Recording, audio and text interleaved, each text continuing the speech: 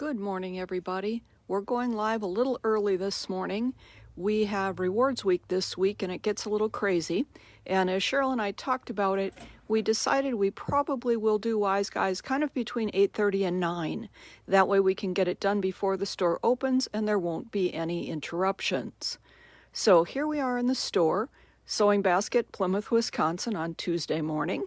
And as I said, it's Rewards Week, so we look forward to seeing a lot of you this week. And if you come in, you're going to see some new things in the store. I'm kind of halfway through the store right now. You'll recognize our blender wall here.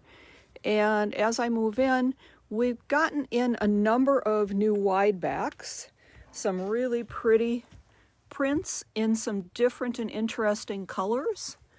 And I'm going to sneak over here for a second. Again, we have a pretty good selection of 118 wide, just a few flannels, and a lot of 108s.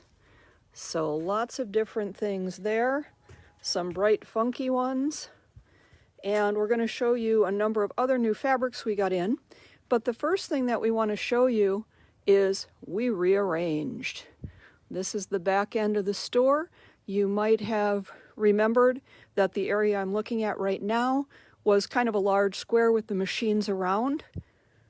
We decided to rearrange and set up more workstations and a chance for you to see the furniture that we also carry. These are Aero Cabinets. They're set up so you can see how they work with our different brother machines in them. And we've also rearranged our Notions wall. We've got our Stellaire, our Luminaire, and then on the back wall, our smaller machines. So you can see we've got a lot more floor space here. And the other thing, Cheryl can wave to us from where she's at. She's behind the new cutting area. And so as I come around, this is our cutting table, as it's always been. But over in this corner was our second cutting table. And we've rearranged that's Notions now. And all of our Notions are on the spinny racks, the wall, all of our purse things are here. Lots of new things in that area. And we have a little table here that is a place to sit, and also if we're looking at projects or working on things, you've got questions, it's a good place to wait. And Cheryl's going to talk for just a second about the topper. This is our Town Square topper that was a daily dose, a week or two ago, called Town Square.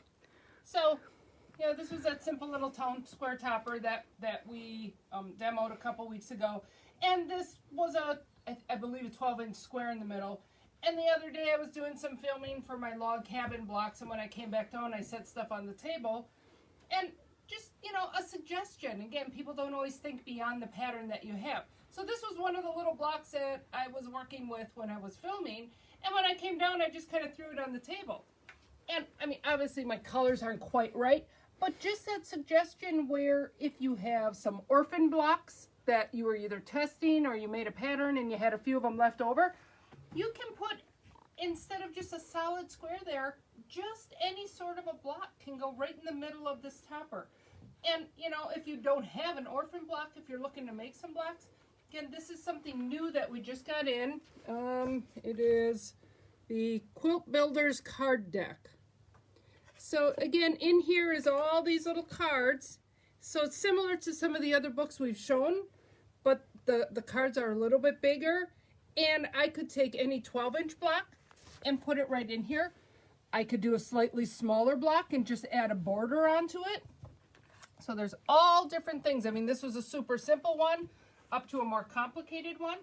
Again, the really nice thing about these is because they're printed in the black and white scale, if you aren't sure about your colors, put this on your photocopy machine. Make some black and white copies, and then just grab those colored pencils or crayons and start playing with color placement. So it's a really nice way to test run what you're going to do before you start cutting up the fabric. So again, just another little idea of what to do to incorporate the big square into this Town Square topper. And the Quilt Builder decks are on the website. I believe they're $14.99, I so. think. Make a great quilter's gift as well. And don't forget Mother's Day is coming up. So we've got, I'm going to just kind of go past our wall here, and Cheryl's going to make her way over to our new cutting table area. As I come across here, we've got a display set up with some of our quilting products, our microtack gun over there on the left, one of our favorites, and purses. Don't forget you can still sign up for our Playing with Purses course. And then I'm going to just come over here, and we've got our back cutting table set up here at the back end of the store. So we've got quite a bit more space in the shop area back here. All right, and Cheryl's going to show us some of the new things that have come in. So we've gotten in a few new panels and then some bolts that are kind of bigger, bolder prints. So I'm over here today to kind of be able to open them up and show you. So one of the new panels that just came in last week is these beautiful kind of mosaic birds.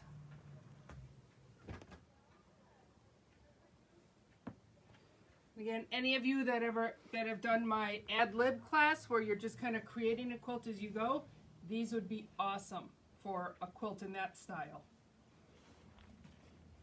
And then we also got in this one we're getting ready to put in our window display, so it's pinned. But it's just a beautiful panel for a wedding or a loved one. Got that simple "love is" saying on it.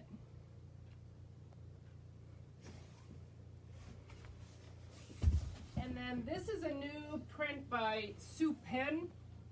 So she does some beautiful large graphic designs. She loves to work with the ombres and the multicolors. Let me get it open here.